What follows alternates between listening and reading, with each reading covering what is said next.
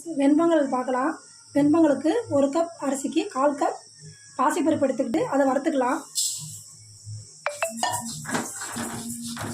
முன்னிறமாக வரணும்னு அவசியம் இல்லை. அந்த பாசிப்பருப்பு லைட்டாக சூடு ஏறினாலே போதும். இது ஃப்ரெண்ட்ஸ் வறுத்தாச்சு. இப்போ அதை வந்து அரிசி எடுத்து வச்சுருக்கிறதோட கலந்துக்கலாம். கலந்துக்கிட்டு இதில் 1/2 மணி நேரம் ஊற வச்சுக்கலாம். ஃப்ரெண்ட்ஸ் 1/2 மணி நேரம் ஆயிடுச்சு அரிசியும் பருப்பையும் ஊற போட்டு. இப்போ வெண்பொங்கல் எப்படி செய்யலாம்னு பார்க்கலாம். ஒரு குக்கரில் எண்ணெய் ஊற்றிக்கோங்க. நான் எண்ணெய் தான் எனக்கு ஊற்றுவேன், நீங்கள் நெய் வேணாலும் யூஸ் பண்ணிக்கோங்க. எண்ணெய் ஊற்றிக்கிட்டு எண்ணெய் கொஞ்சம் காயட்டும்.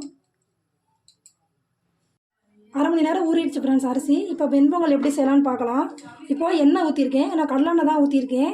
கடலெண்ணெய் நீங்கள் தேவைன்னா நெய் ஊற்றிக்கோங்க. நான் வந்து மிளகு ஜீரகத்தை பவுட்ரு பண்ணி வச்சுருக்கேன், லேசாக கல்லில் போட்டு இடித்து வச்சுருக்கேன், அதை போட்டுக்கலாம்.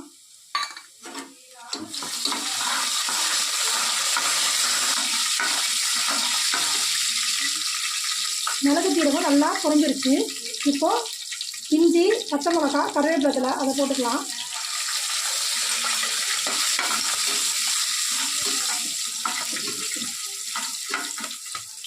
இப்போ எல்லாம் பொரிஞ்சிருச்சு சிஸ்டர்.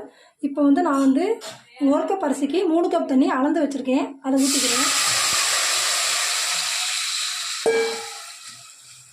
இப்போ 3 கப் தண்ணி ஊற்றிட்டேன். அதோட 1 டம்ளர் பால் ஊற்றிக்கோங்க.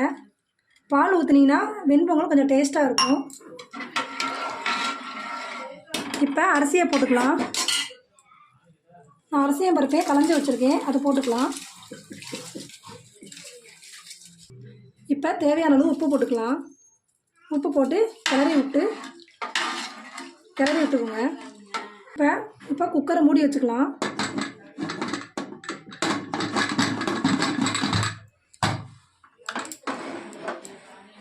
நான் வந்து சாம்பார் செஞ்ச குக்கர்லேயே வச்சதுனால அது அப்படி இருக்குது. பொங்கல் ரெடி ஆகிடுச்சு ஃப்ரெண்ட்ஸ். இப்போது அதில் 1 ஸ்பூன் நெய் ஊற்றிக்கலாம்.